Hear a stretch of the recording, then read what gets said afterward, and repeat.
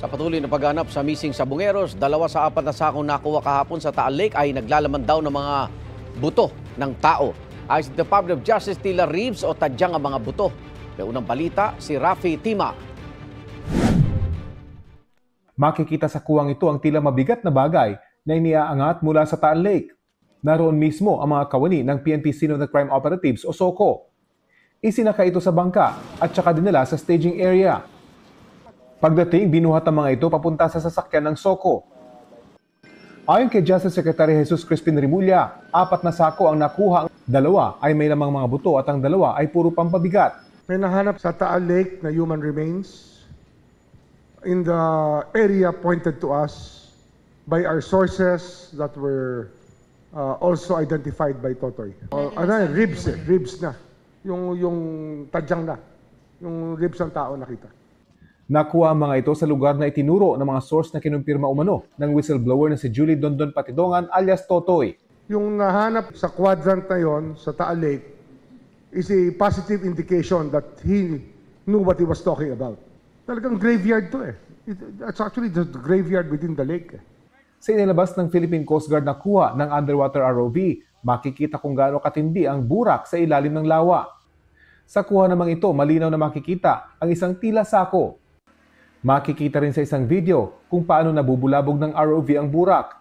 Bahagi raw ito ng testing para malaman kung gaano dapat kataas ang drone mula sa lake bed para hindi nito mabulabog ang makapal na burak. Ayon sa PNP Forensic Group, 71 sample na ang kanilang nakukuha. 6 daw sa mga ito ang suspected human origin. Ang OIC ng DNA Laboratory Division, aminadong malaking hamon ang pag-extract ng DNA sa mga sample dahil sa pagkakababad sa tubig ng Taal Lake. Sa amin naman po, sa forensic group, regardless kung mahirap yan o wala kami, yung posibilidad na wala kami makuha, i-examinin po namin yan. May mga pinahukay namang labik ng Department of Justice sa public cemetery sa Laurel, Batangas. Ayon sa sepulturero roon, galing daw ang mga labi sa Dakolo Funeral Services. Sabi ng manager ng punerarya, magkakaibang buwan pinakuha sa kanila ang mga katawan sa boundary ng Laurel, Calaca at Lemery matapos iulat ang mga ito sa pulisya. Yun nga po sir, mga tapod lang po. Tapos may mga tama ng barel. Saan po? Laging ulo. Tapos nakatali ang pa? Yung iba po. Pero hindi na raw matandaan ng punerarya kung anong taon ito at wala rin daw silang hawak na record. Ano pong re-record ko? Kasi walang ID, walang tato, ang mukha, pagana, hindi na makilala, bulok na, wala po talaga. Tapos lagi po silang lahat nakabrief lang. Nung wala raw kaanak na nag-claim sa mga katawan, nagpaalam na raw siya sa pulisya na ipalibing ang mga ito. Pag yung halimbawa pong natagal na po sa akin ng 3 days at wala po talagang pagkakakilanlan, tatawag po ako sa PNP na kung pwede pong ipalibing na at kung may magke-claim po, pwede pong ipahukay, ako po ay kanilang pinayagan na mailibing po. Yun lang po.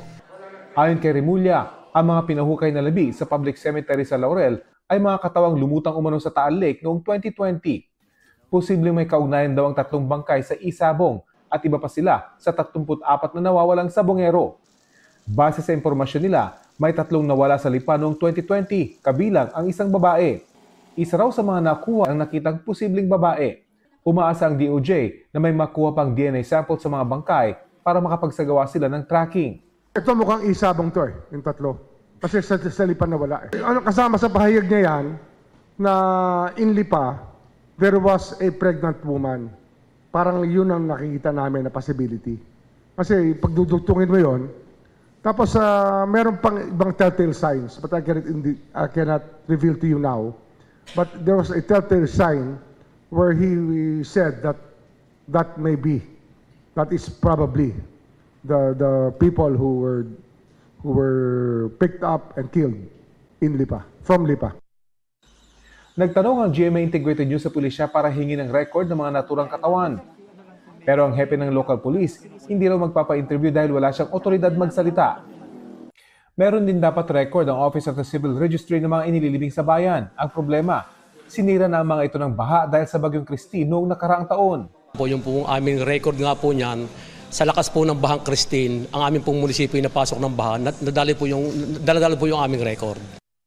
Base sa paglalarawan ng taga-punerarya, Natunto namin sa tulong ng mga residente ang isang site na sinasabing pinagkuhanan ng mga bangkay.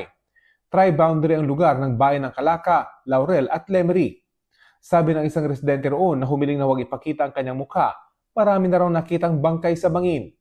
Mga 3 o 4 daw ang nakita niya noong 2021 hanggang 2022. Hindi raw niya masabi kung konektado ang mga bangkay sa missing sa Bungero. Yun po yung mga binabaril lang na parang pinagbibinta mga adik. Yun ang tansya nyo. Wala ba dyan yung sinasabing sabongero? Hindi po na ano po yung mga sabongero dito. Hindi nyo alam. Tingin mo sabongero ba yun? Hindi po. Ito ang unang balita. Rafi Tima para sa GMA Integrated News. Igan, mauna ka sa mga balita, mag-subscribe na sa GMA Integrated News sa YouTube para sa iba't ibang ulat sa ating bansa.